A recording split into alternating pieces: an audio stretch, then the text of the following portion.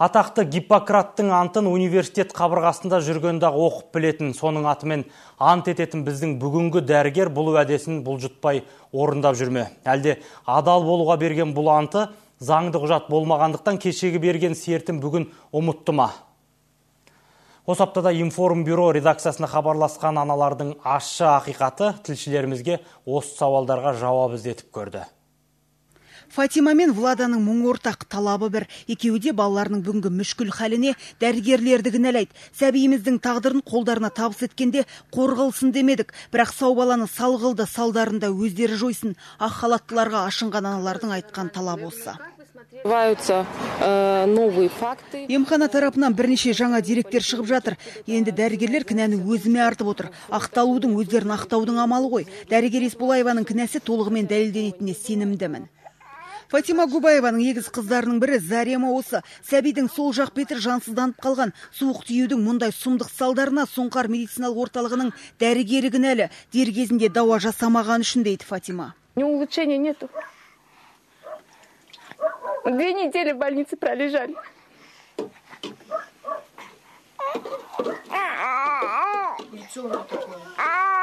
Опухший вот он. Она когда плачет, вот смотрите. Алайда бауыр еті баласының бұл жайын айтып алдына барғанда сұңқарлықтар селт етпеген сыңайлы.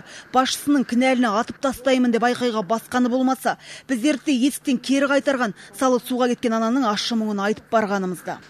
Мы же уже договорились, что мы все будем решать в судебном порядке. Она подала на меня в суд. Все. Комментарии какие тут могут быть? Пусть решает суд, кто здесь виноват. Там не одна только я врач была. Ал Влада болса балама дұрыс диагноз қоймады деп дәрігерлерді сотқа берген. 3 жасқа келсе де жүруінен құлауы көп сәбиінің мүшкіл халіне, мүгедек болып қалуына ақ халаттылар кінәлі дейді. Және сау баланы сал еткендер 20 миллион теңге өтемақы берсін деп талап етті. Бірақ қарсы тараптың уәжі басқа. Жазалаушы өзінің берген арызында өзінің вирустарының бар екенін көрсетпеген, салдарынан сот тергеулерін адастырған. Оның үстіне Есболаеваның кінәсі бар екендігі туралы әзірге ешбір айғағы жоқ.